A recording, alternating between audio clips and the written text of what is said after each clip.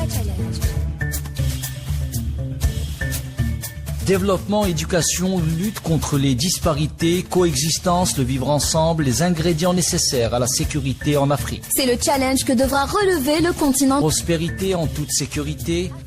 Africa Challenge avec Rima Ruibi. Africa Challenge. Bonjour l'Afrique, bienvenue à Africa Challenge. Le 4 janvier de chaque année a été proclamée Journée internationale du braille, un système de communication destiné aux personnes aveugles ou ayant de grosses difficultés visuelles. C'est un système de points en relief qui représente des lettres et des chiffres, et son nom revient à son créateur, Louis Braille. L'importance de posséder des aptitudes d'apprentissage bien développées se traduit pour tous les individus par la valeur accordée à la lecture et à l'écriture dans les écoles et au sein des sociétés. Le braille, comme seul système prééminent d'écriture et de lecture tactile utilisé par les personnes non-voyantes ou malvoyantes, continue d'être un outil indispensable d'alphabétisation, en permettant un accès direct et immédiat à la communication écrite. À l'échelle mondiale, au moins 2 milliards de personnes ont une déficience de la vision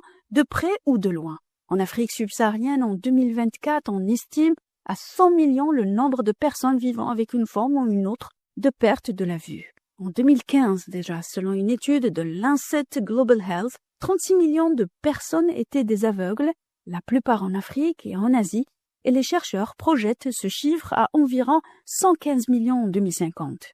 À savoir que l'Afrique a pris conscience très tôt du défi à relever pour l'intégration des personnes aveugles. La première conférence africaine sur l'aide aux aveugles s'est réunie à Lagos, au Nigeria, du 17 au 25 janvier 1966, sous les auspices du Conseil national nigérian au nom du gouvernement fédéral du Nigeria, ainsi que la Société royale du Commonwealth pour l'assistance aux aveugles et du Conseil mondial pour l'assistance aux aveugles de Grande-Bretagne. La conférence avait pour thème général l'assistance aux aveugles en Afrique pendant les 5 prochaines années, c'est-à-dire soit entre 1966 et 1971.